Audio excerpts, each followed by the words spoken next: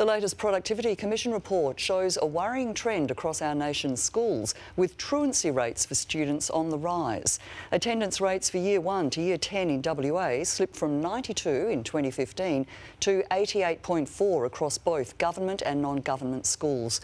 Parenting expert Dr Bailey Bosch joins us. Hello again, Bailey. Hi, Monica. Does this signal a broader issue across WA schools? It does, because in the past, a lower attendance was generally restricted to certain groups of the student population. So, for example, rural students versus metro had lower attendance rates, but we're now seeing it across all subgroups of the student population. What needs to be done then? I think, behind all of these numbers of families, of children, I think we need systemic change of our education system. We need to look at mental health, how the welfare and disability system all plays into it. So it's certainly not a simple fix. It's not a simple solution. Numbers were at their lowest in 2022 when the new strains of COVID were impacting the state. Have schools and students ever really recovered from that? I think we got very comfortable with students missing big chunks of schooling, so we could see that they could miss parts of the school week without any immediate consequences. So the consequences are more long-term for their learning, of course, but we also realised that you can deliver content in other ways rather than the traditional face-to-face classroom interaction. So I think our approach to learning definitely changed as a result of COVID. Is that why more children are skipping school, or are there other reasons as well?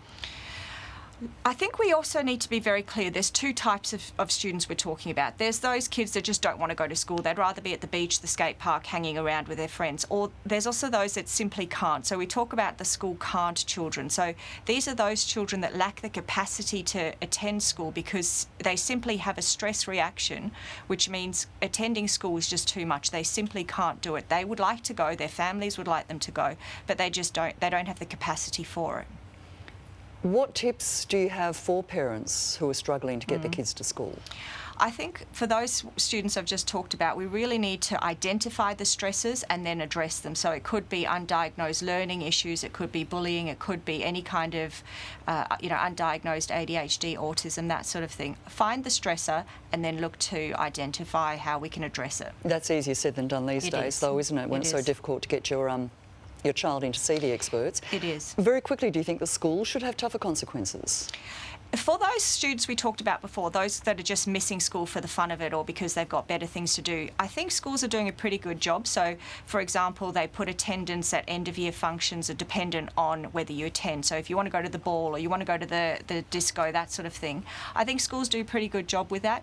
Of course, it depends on each individual student. So some students might require a more tougher approach. Dr Bailey Bosch, we'll chat again next week. Thanks, Monica.